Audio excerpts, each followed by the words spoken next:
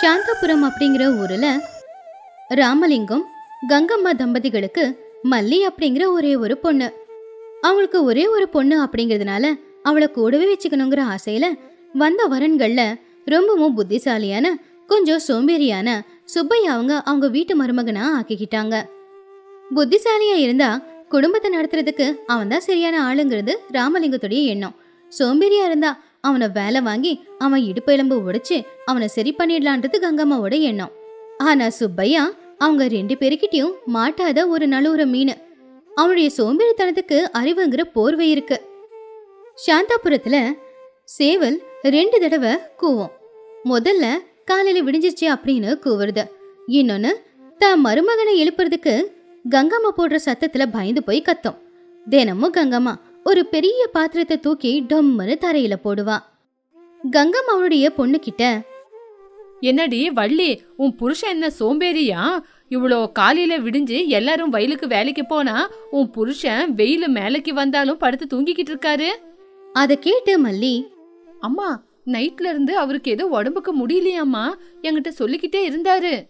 அப்போ சுப்பையா படுத்துக்கிட்டே, அத்தை ஆமாங்கத்த, நேத்து எனக்கு இடுப்பு வலி அதிகமாயிடுச்சு. நீங்க சொன்னீங்கன்னு பில்லு கட்டுறதுக்காக வயலுக்கு போனேன்ல, ஐயோ எனக்கு இடுப்பு வலி அதிகமாயிடுச்சு. அதை கேட்டு கங்கா, என்னது புல்லு மூட்டை மேல விழுந்து இடுப்பு வலி எடுக்குதா, இல்ல நீ புல்லு மூட்டை மேல படுத்துக்கிட்டு இருந்தியா? நான் பாக்கலன்னு நினைச்சியா? வயல்ல அவ்வளோ வேலை இருக்கு, வா எந்திரிச்சு நம்ம 2 பேரும் வேலைக்கு போலாம். சுப்பையா மெதுவா எழுந்திருச்சு உக்காந்து சோகம் அவனுடைய முகத்தை வச்சுக்கிட்டு, அத்தை என் கைய பாத்தீங்களா, பூ மாதிரி இருக்கு. இந்த கையால கஷ்டப்பட்டு வேலை செஞ்சா என் கையெல்லாம் வாடி போயிடும். வெயில் பட்டுச்சுன்னா வெயிலுக்கு என் மூஞ்சே கருப்பாயிடும். என்னால வெயில்ல வேலை செய்ய முடியாது. வேணும்னா மல்லி அனுப்புங்க, வீட்டு வேலை நான் செய்யறேன். ஆமா, வீட்டு வேலைய நீ என்ன செய்வ? செஞ்சு வச்ச சாப்பாடெல்லாம் காலி பண்ணிடுவ. சரி, வயல்ல தான் வேலை செய்ய முடியல, போய் கொட்டையில இருக்கிற மாடையாச்சு கொண்டு போய் மேய விடு. சுப்பையா உடனே, ஐயோ மாடை மேய்க்கிறதுக்கு போகணுமா? அது என்னால முடியாது. முந்தநேத்து நீங்க சொன்னீங்கன்னு நான் போனப்பவே மாடு என்ன மறைச்சு பாத்துச்சு. மாடு எங்கன்னா என்ன குத்திருச்சுன்னா அதுக்கப்புறம் நான் என்ன பண்றது? என்னால இந்த வேலையெல்லாம் முடியாதத்த. கங்கம்மா பல்ல கடிச்சுக்கிட்டு கோவமா அங்கிருந்து வெளியில போயிட்டா. ராமலிங்கம் இது எல்லாத்தையும் பாத்துக்கிட்டு சிரிச்சுக்கிட்டு இருந்தாரு. ராமலிங்கம் அவருடைய மாப்பிள்ளை கிட்ட வந்து, டே மருமகனே, நீ ரொம்ப புத்திசாலி. ஆனா இந்த புத்திசாலித்தனத்தை உங்க அத்தை கிட்ட காட்டாத. மாமா, என்னாலெல்லாம் கஷ்டப்பட்டு வேலை செய்ய முடியாது. எனக்கும் ஒரு நல்ல காலம் வரும். வேணும்னா நீங்களும் பாத்துக்கிட்டே இருங்க. அத்தைய ஒரு நாள் என்ன தேடி வந்து, மருமகனே குடிக்க காஃபி டீ வேணுமான்னு கேட்பாங்க. ஆமா கேட்பாங்க. அந்த நாளுக்கு நானும் காத்துக்கிட்டு இருக்கேன். இப்படியே நாட்களும் போய்கிட்டு இருந்துச்சு. கங்கம்மா கொடுக்குற ஒவ்வொரு வேலையில இருந்தும் ஏதாவது காரணத்தை சொல்லி தப்பிச்சுக்கிட்டு இருந்தான் சுப்பையா. வெளியில வெயில காய போட்டிருக்கிற மிளகாவை பாத்துக்கோ அப்படின்னு சொல்லிட்டு போனா, அந்த மிளகாவோட காட்டுக்கு எனக்கு தும்மல் வந்து உடம்பு முடியாம போயிடும் அப்படின்னு சொல்லிக்கிட்டு இருந்தான். சந்தைக்கு போய் காய்கறி வாங்கிட்டு வான்னு சொன்னா, எனக்கு கணக்கு சரியா வராது, காய்கறி கடைக்காரன் என்ன பணத்துல ஏமாத்திடுவான் அப்படின்னு சொல்லி காய்கறி வாங்க கூட போகாமையே இருந்தான். பாவம் கங்கம்மா அவளுடைய பொறுமையை இழந்துட்டான். இவனுடைய சோம்பேறித்தனத்தை போக்குறதுக்கு ஏதாவது ஒண்ணு செஞ்சே ஆகணும். இப்படியே விட்டா வேலைக்கு ஆகாது. அவன் அடுத்த தடவை அவனுடைய அறிவை பயன்படுத்தினாலும் அவனை மாட்டி விட்டுடணும் அப்படின்னு யோசிச்சான். கங்கம்மா அன்னைக்கு ராத்திரி நேரம் புருஷன்கிட்ட அவருடைய யோசனைய சொன்னான். எங்க இனிமே நம்ம யோசிக்க கூடாது. அந்த சோம்பேறி மாப்பிளைக்கு நம்ம புத்திய கத்து கொடுக்கணும். நாளைக்கு அவனுக்கு ஒரு பந்தயத்தை வைக்கிறேன். அதுல மட்டும் அவன் ஜெயிச்சானா அவன் என்ன கேக்குறானோ அதெல்லாம் செஞ்சு கொடுக்கறேன். ஆனா அவன் ஒரு வேலை தோத்துட்டானா என் கூட அவன் வயலுக்கு வேலைக்கு வரணும். ராமலிங்கம் பயத்துல, கங்கா, அவரை அப்படியெல்லாம் நினைக்காத, பாவம் அப்பாவி. ஆமாங்க, இவரை போய் அப்பாவின்னு சொன்னா அவ்வளவுதான். நீங்க வாய மூடிக்கிட்டு இருங்க, மத்ததெல்லாம் நான் பாத்துக்கிறேன். அடுத்த நாள் காலையில மருமகனை வந்து திண்ணையில உட்கார சொன்னா கங்கம்மா. இங்க பாருங்க மருமகனே, நீங்க ரொம்ப புத்திசாலி. அதனாலதான் உங்களுக்கு ஒரு வேலை கொடுக்கறேன். நம்ம ஊருக்கு வெளியே சிங்கண்ணவோட கழுதை இருக்குல்ல? சுப்பையா ரொம்ப ஆர்வமா, இருக்கத்த, அது எட்டி உதைச்சா அவ்வளவுதான், நம்ம விழுந்துருவோம் கீழே. அந்த கழுதை தான். இந்த நடுவுல தான் ஒரு குட்டிய போட்டுச்சு. கழுத பாலை வித்து இந்த ஊருக்குள்ள யாருக்கிட்டையாவது நீ காசை வாங்கிட்டு வரணும். இதுதான் நான் உனக்கு வைக்கிற பெரிய பரீட்சை. இத கேட்டுக்கிட்டு இருந்த ராமலிங்கம் மல்லியோட முகமே வாடி போச்சு. கழுத பாலை யாரு வாங்குவாங்க? அப்படியே இருந்தாலும் கழுத பாலை கறக்குறதுன்றது சாதாரண விஷயம் இல்லையே. அம்மா, இது என்னம்மா பரீட்சை? அவருக்கு இத பத்தி எல்லாம் ஒன்னும் தெரியாது. நீ சும்மா இருடி. மருமகனே ஒத்துக்குவாரு. ஏன்பா இந்த பந்தயத்துக்கு கலந்துக்கிறீங்களா? சுப்பையா மட்டும் யோசிச்சுக்கிட்டே தான் இருந்தான். அவனுடைய முகத்துல எந்த ஒரு பயமும் இல்ல. அதுக்கு பதிலா சிரிப்பு தான் இருந்துச்சு. ஐயோ அத்தை, இவ்வளவுதானா? நான் என்னவோ நீங்க பெரிய வேலை கொடுப்பீங்கன்னு யோசிச்சேன். கழுதப்பாலை கொண்டு போய் விக்கணும், அவ்வளவுதானே? சரி, நான் இதுல இருந்தாலும் எந்த ஒரு கண்டிஷன். என்ன அது? நான் ஜெயிச்சா ஒரு வாரம் எனக்கு கறி குழம்பா வச்சு கொடுக்கணும். ஒருவேளை நான் தோத்துட்டேன் அப்படின்னா நீங்க சொல்றதெல்லாம் நான் செய்யறேன். கங்கம்மா பெருமையா, சரி சரி, உன்னோட பந்தயத்துக்கு நான் ஒத்துக்கிறேன். நாளையில இருந்தே கழுதுகிட்ட போய் பாலை கறந்து ஊரு முழுக்க வித்துட்டு வா. சுப்பையா உடனே சிங்கண்ணாவை பார்க்க போனா. சிங்கண்ணா, எனக்கு உங்களோட கழுதப்பால் வேணும். அத கேட்டு அவன், ஐயோ, எனக்கு அந்த கழுதுகிட்ட போவ ரொம்ப பயம். முந்தா நேத்து அப்படிதான் எட்டி உதச்சிருச்சு. உனக்கு என்னப்பா இந்த தலைவலி எல்லாம்? இங்க பாருப்பா, அதெல்லாம் எனக்கு விட்டுரு. உனக்கு என்ன காசு தானே, அதை நான் சரியா கொடுத்துட்றேன். பணம் அப்படின்னு சொன்ன உடனே சிங்கண்ணா சரின்னு ஒத்துக்கிட்டான். அதனால 2 பேரும் கஷ்டப்பட்டு அந்த கழுதுகிட்ட இருந்து ஒரு சின்ன சொம்புல பால் மட்டும் கறந்தாங்க. அந்த பாலை எடுத்துக்கிட்டு சுப்பையா நேரா அங்கிருந்து வீட்டுக்கு போகாம ஊருக்கு நடுவுல இருந்த பஞ்சாயத்து கிட்ட போனான். அந்த இடத்துல ஊர்ல இருக்கிற சில பொம்ளைங்க நின்னு பேசிக்கிட்டு இருந்தாங்க. அப்போ சுப்பையா அவன் கையில இருக்கிற அந்த பால் சொம்பு அவங்க எல்லாருக்கும் தெரியற மாதிரி முன்னாடியே பிடிச்சுக்கிட்டு இருந்தான். அதை பார்த்து, ஏன்பா மருமகனே, என்ன கையில பால் சொம்பு மாதிரி இருக்கு? பால் என்ன அந்த கலர்ல இருக்கு? சுப்பையா ரகசியம் சொல்ற மாதிரி ரொம்ப அமைதியா, ஐயோ, சத்தம் போட்டு கேட்காதீங்க. இது சாதாரண பால் இல்ல, இது கழுதப்பால்.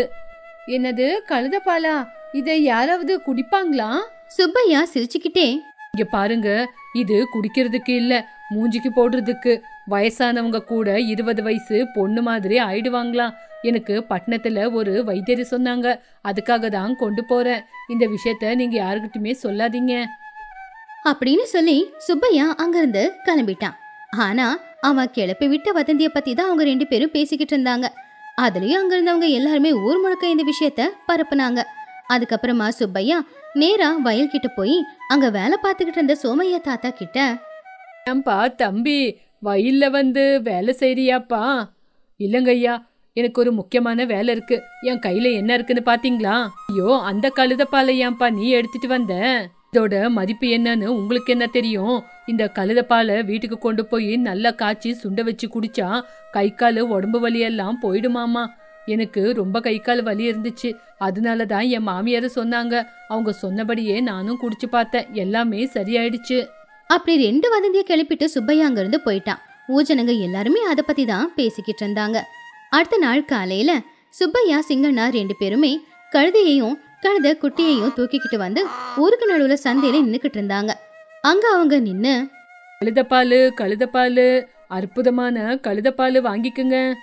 நேத்து கதையை கேட்டவங்க எல்லாருமே அங்க வந்தாங்க. அப்ப அந்த கூட்டத்துல ஒருத்தங்க, ஏன்பா அந்த பாலை முகத்துக்கு போட்டா உண்மையிலேயே முகம் நல்லா இருக்குமா? அந்த பாலுக்கு எவ்வளவுப்பா காசு? தங்க மாதிரி ஒரு சின்ன கிளாஸ் 10 வரகங்க. அது 10 வரகமா? அப்படின்னு எல்லாருமே ஆச்சரியப்பட்டாங்க. அதுக்குள்ள சோமியா தாத்தாவும் அங்க வந்தாரு. ஏன்பா எனக்கும் ஒரு கிளாஸ் கொடு, நான் கை கால் வலியில செத்துக்கிட்டு இருக்கேன். அப்படி சில பேர், எங்க பொண்ணுக்கு உடம்பு முடியல, என் புள்ளைக்கு உடம்புல பலமே இல்ல, எனக்கு முட்டிக்கால் வலி, எனக்கு இடுப்பு வலி அப்படின்னு பால் கேட்டுக்கிட்டு இருந்தா, இன்னும் சில பேர் இந்த பால் குடிச்சா எல்லா வியாதியும் போகும் அப்படின்னு அவங்க இன்னொரு வதந்தியை கிளப்பிக்கிட்டு இருந்தாங்க. அப்ப சுப்பையா எல்லார்கிட்டையும், நிலுங்க நிலுங்க, பால் வேற ரொம்ப கம்மியா தான் இருக்கு. யாரு அதிகமா குடுக்குறீங்களோ அவங்களுக்கு தான் இந்த அமிர்தத்தை குடுக்கறது அப்படின்னு சொல்லி பாலை ஏல விட ஆரம்பிச்சான். 15 ரூபா 20 ரூபான்னு ஆயிரக்கணக்குல அந்த ஏலம் போய்கிட்டே இருந்துச்சு. இத பாத்துக்கிட்டு இருந்த சிங்கண்ணா ரொம்பவுமே ஆச்சரியப்பட்டான். சுப்பையா கிட்ட பணமோ பணம்தான், எல்லாரும் எவ்வளவு காசு வேணும்னாலும் கொடுத்து வாங்கலாம் அப்படின்னு பாத்துக்கிட்டு இருந்தாங்க. இதை எல்லாத்தையும் பாத்துக்கிட்டு இருந்த ராமலிங்கம் கங்கம்மா ஆச்சரியப்பட்டாங்க. கங்கம்மாவால இது எதையுமே நம்பவே முடியல. ஆனா ராமலிங்கம் மட்டும் சிரிச்சுக்கிட்டே, பாத்தியா கங்கா, நம்ம மாப்பிள்ளையோட புத்திசாலித்தனத்து முன்னாடி உன்னோட வேலை செல்லாது. அதை கேட்டு கங்கம்மாவுக்கு என்ன சொல்றது அப்படின்னு புரியல. தான் மருமக சோம்பேறி திட்டம் போட்டு அவனை தோக்கடிக்கலான்னு பார்த்தா புத்திசாலித்தனமா பணத்தை சம்பாதிச்சுட்டு வந்து நிக்கிறானே அப்படின்னு ஆச்சரியப்பட்டா. அப்ப சுப்பையா பணத்தை கொடுத்துட்டு, இங்க பாருங்க, பால் வித்த காசு இது. சிங்கண்ணாவுக்கு சேர வேண்டியதை அவங்களுக்கு கொடுத்துட்டு மிச்சம் எந்து நான் எடுத்துட்டு வந்தேன். இப்ப சொல்லுங்க, நான் ஓடி போயிடுவேனா? கங்கம்மாவால எதுவும் பேச முடியல. அவ அமைதியா அந்த பணத்தை மட்டும்தான் பார்த்தா. கை கால் வலி எடுத்துக்கிட்டு குனிஞ்சு வயல்ல வேலை செய்யறது மட்டும் புத்திசாலித்தனம் இல்ல, அப்படியே புத்திசாலித்தனமா வேலை செய்யறது கூட பெருசுதான். நீங்க என்ன வயலுக்கு வேலைக்கு அனுப்புனா நான் கொஞ்சம் காசை மட்டும் தான் எடுத்துட்டு வருவேன். ஆனா இப்ப நான் பால் வித்ததுனால எனக்கு அதிகமாவே காசு கிடைச்சது. சில பேரு புத்திசாலியா இருப்பாங்க, அவங்கள கேவலப்படுத்தாம அவங்கள ஊக்கப்படுத்தணும். அப்படி சுப்பையா சொன்னதும் கங்கம்மாவுக்கு நல்லாவே புரிஞ்சுது. அவங்க மருமகன் சோம்பேறி இல்ல, ரொம்பவும் புத்திசாலி அப்படின்னு அவங்க ஒத்துக்கிட்டாங்க. அவனுடைய சோம்பேறித்தனத்துக்கு பின்னாடி சுலபமா எல்லா வேலையையும் எப்படி முடிக்கிறது அப்படிங்கிற அறிவு இருந்துச்சு.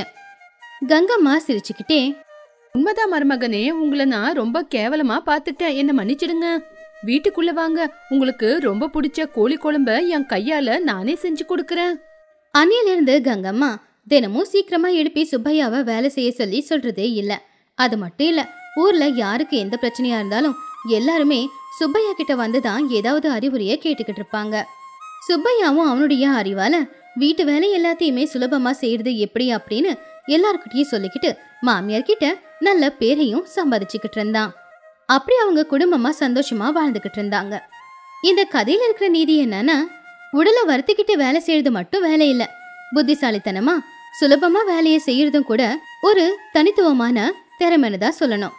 யாரு எப்படின்னு தெரிஞ்சுக்கிட்டு அவங்களுக்கு கொடுக்க வேண்டிய மரியாதையை கொடுக்கணும். கண் எதிர்க்க நாம நினைக்கிறதெல்லாம் உண்மையாக வாய்ப்பே இல்லை.